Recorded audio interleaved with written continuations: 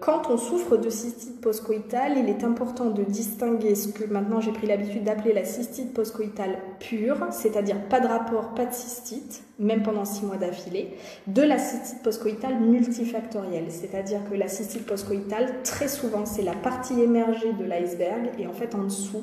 il y a tout un ensemble de facteurs prédisposants qui font que le rapport fait précipiter une situation précaire vers un épisode aigu. Les facteurs prédisposants pouvant être la présence d'un biofilm, une dysbiose vaginale, la contamination du partenaire, une dysbiose intestinale, une carence immunitaire, etc., etc. Donc, la prévention, quand la cystite postcoïtale est pure, pardon du terme, c'est-à-dire quand c'est vraiment associé au rapport, moi, je conseille toujours en phase initiale, et là, je peux vous regarder dans les yeux pour vous dire que c'est pas pour vous vendre du produit, c'est vraiment pour comment dire, supporter complètement l'approche, d'avoir malgré tout une prophylaxie quotidienne, même si vous n'avez pas de rapport tous les jours, avec une prise de démanose à hauteur de 1 à 2 grammes par jour.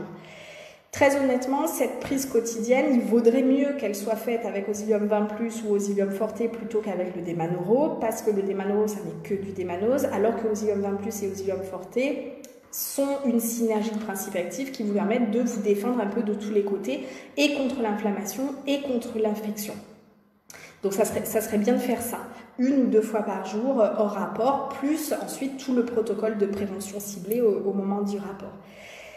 Et ça, même si la cystite est strictement postcoïtale. Après, si la cystite est multifactorielle, de toute façon, le schéma posologique prévoit des prises quotidiennes pour empêcher que les autres facteurs de risque, quand il y a régression de la cystite postcoïtale, que les autres facteurs de risque prennent le dessus et que la cystite puisse évoluer vers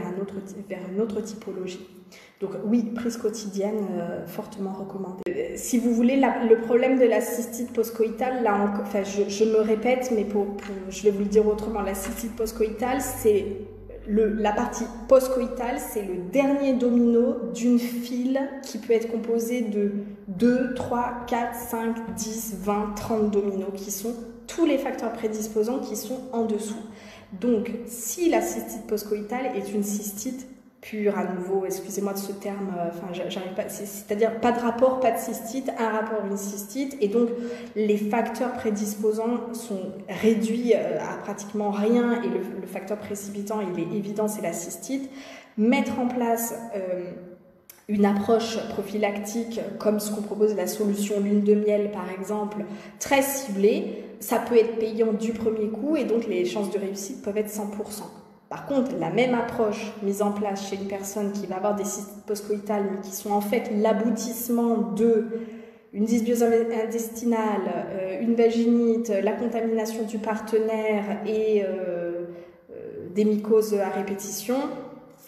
là, le pourcentage de réussite, il est drastiquement réduit. Si vous voulez, le pourcentage de réussite, voilà, pour bien le dire, le pourcentage de réussite, il est corrélé au pourcentage de facteurs prédisposants et précipitants qui sont pris en charge par votre intervention. C'est-à-dire que si vous avez identifié que vos facteurs prédisposants et précipitants sont au nombre de 3,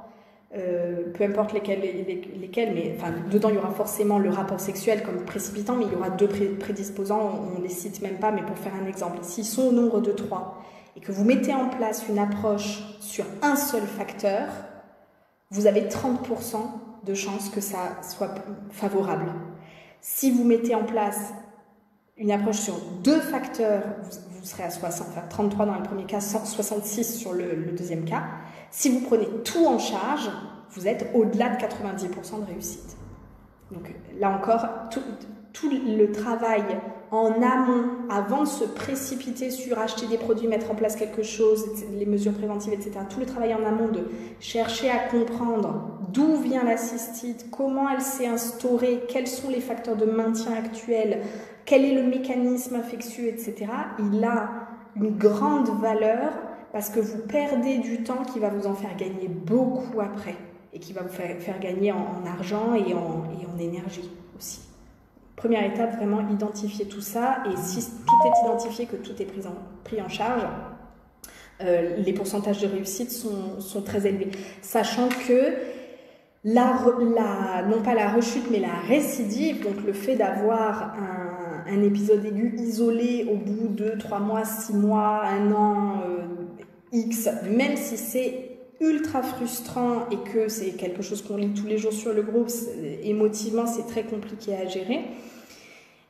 ça n'est pas un échec. C'est-à-dire que si vous avez une cystite tous les 15 jours et que demain vous en avez 2 dans l'année, oui, vous aurez eu 2 cystites, on peut se focaliser là-dessus en disant que c'est terrible, et c'est le cas, hein. Je vais évidemment pas minimiser ça, mais il faut aussi regarder derrière soi et dire que vous arrivez à